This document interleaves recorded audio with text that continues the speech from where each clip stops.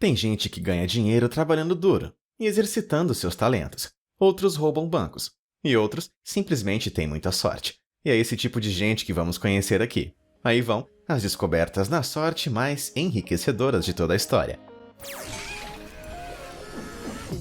Número 10. O Muro de Moedas. Na fábrica de chocolate de Willy Wonka, as paredes são feitas de doces. Na casa de Windber, na Pensilvânia, as paredes são feitas de dinheiro.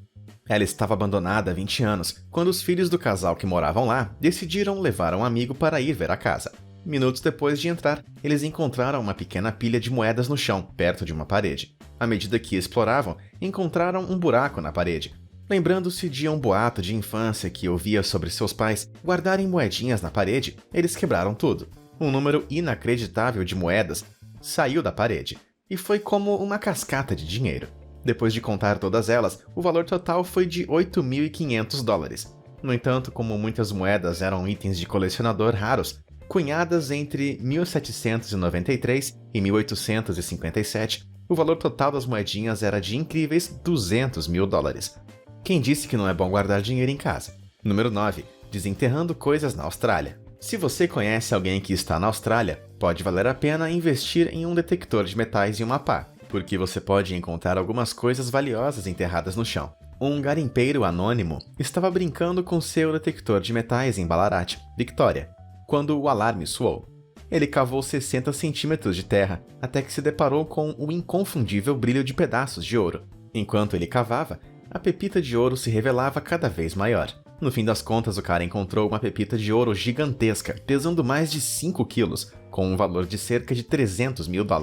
O estranho é que essa área já havia sido explorada várias vezes antes, e parece que diversos garimpeiros do passado não tiveram a mesma sorte que esse cara. A Austrália também abrigou o Royal One Opal.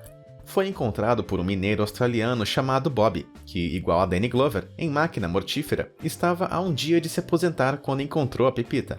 Ele encontrou embaixo da terra, no fundo da mesma mina, onde ele havia trabalhado por toda a sua carreira. O valor estimado era cerca de $750 mil.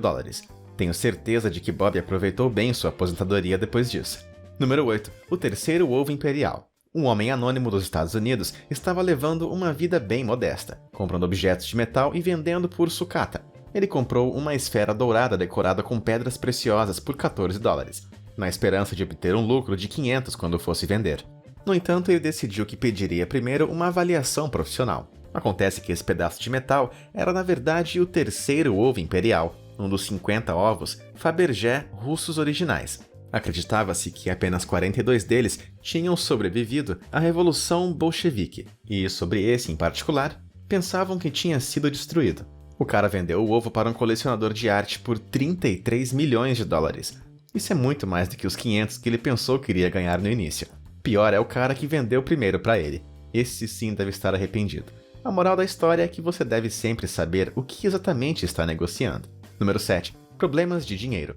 Essa é uma história de como a ganância pode fazer com que uma grande fortuna se transforme rapidamente em uma pequena fortuna. Também é uma história sobre uma parede cheia de dinheiro.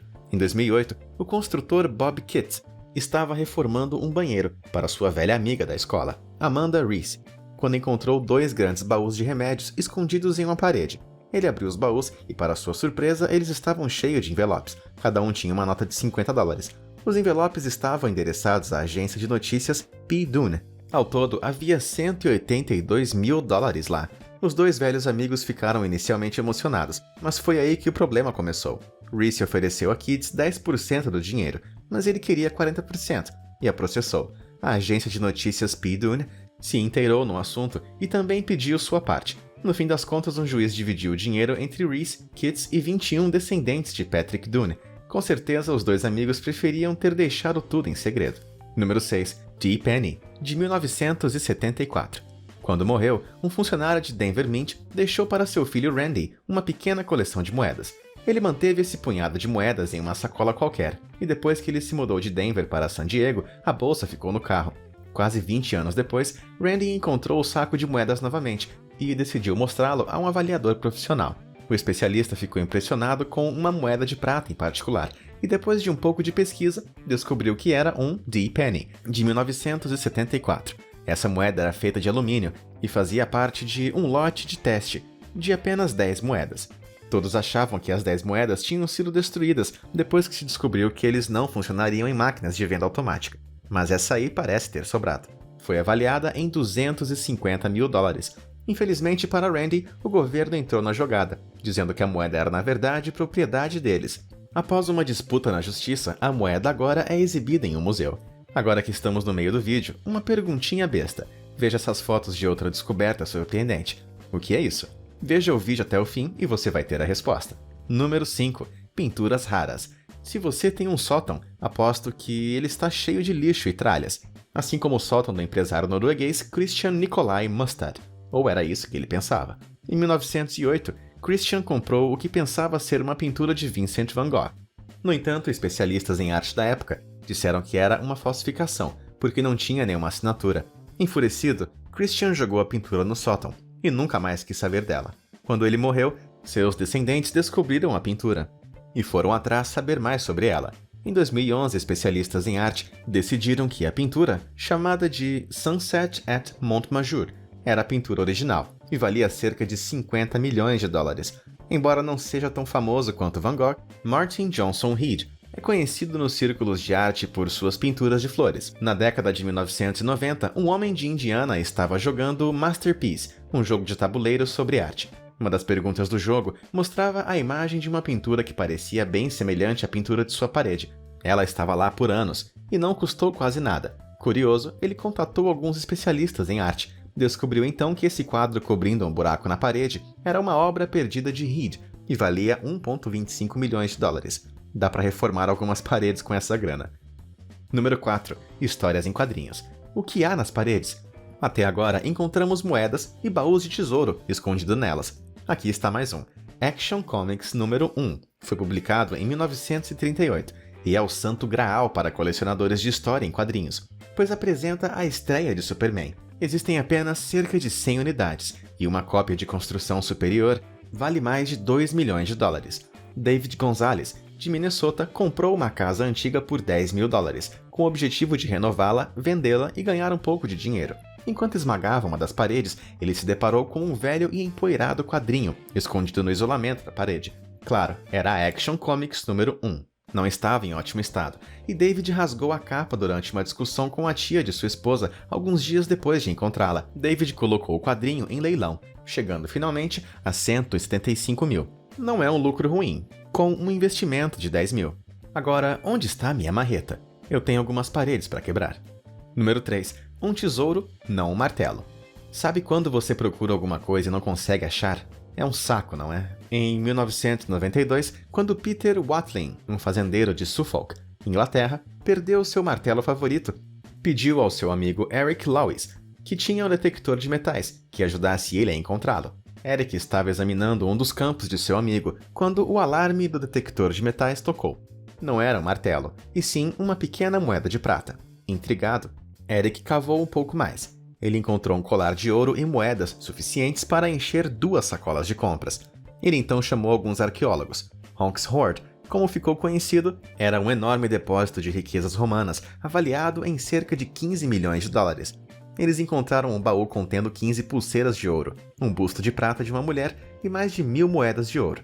A maior parte da descoberta agora está em exibição no Museu Britânico. Eric foi recompensado com $2,3 milhões, o que ele compartilhou com Peter. Eles nunca mais devem ter encontrado esse martelo. Número 2. A Declaração de Independência.